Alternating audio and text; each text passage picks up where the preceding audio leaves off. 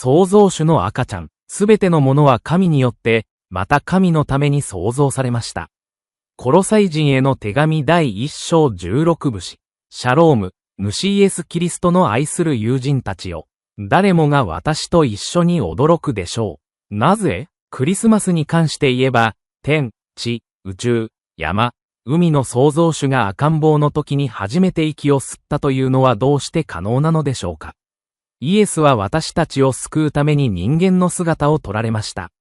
受肉とは、誰が天から地上に降りてきたか、どのようにして来たか、そしてなぜ来たかという驚くべき組み合わせです。主なる創造主に賛美を捧げます。私は、バハテラ・ラジャワリヌサンタラ、バラヌスのクリスチャンス・ハルト氏に、バハテラ歌詞の美しい年配の家族、ケシアの賛美に同行して、次の賛美を唱えるよう依頼します。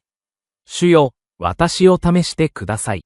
神様、私を試してください。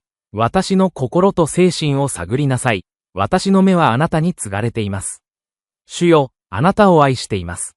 主よ、私はあなたの存在を待ち望んでいます。いつもあなたの近くにいたいです。あなたの存在を楽しんで、ホサナを歌いながら、玉座に座る我が王のために、私は栄光をたたえ、あなたは崇拝に値する。万物は彼によって作られ、彼は万物より先に存在し、万物は彼によって成り立っている。なぜなら、天の父の満ち満ちた豊かさは彼のうちに宿ることを喜ばれ、彼を通して万物をご自身と和解させ、彼の十字架の血によって平和を作り上げたからである。コロサイ人への手紙第1章16節から20節。イエスが地上で初めて息を吸ったとき、天の父の愛の約束は成就した。天使たちによって告げられ、羊飼いたちによって告げられたキリストの子は死ぬために来られました。貝羽桶の中の赤ちゃんは、目に見えない天の父、すべての被造物の初子の象徴です。コロサイ人への手紙1章15節。彼によって私たちは贖いを受け、罪を許されます。コロサイ人への手紙1章14節。約束された正義の王であり女王である主イエスを賛美し、栄光を称えましょう。アーメン。今日のインスピレーション。貝羽桶の中の小さな赤ちゃんは宇宙の全能の創造主です。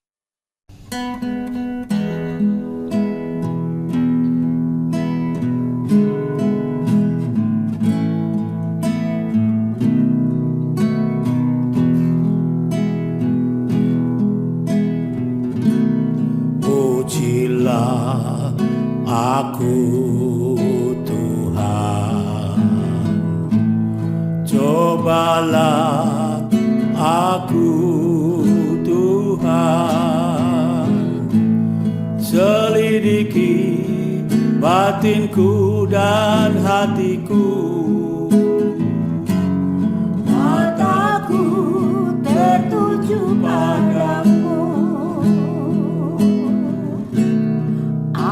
Cinta padamu Tuhan, aku rindu hadirat-Mu Tuhan, aku ingin selalu dekat padamu, menikmati kehadiran-Mu.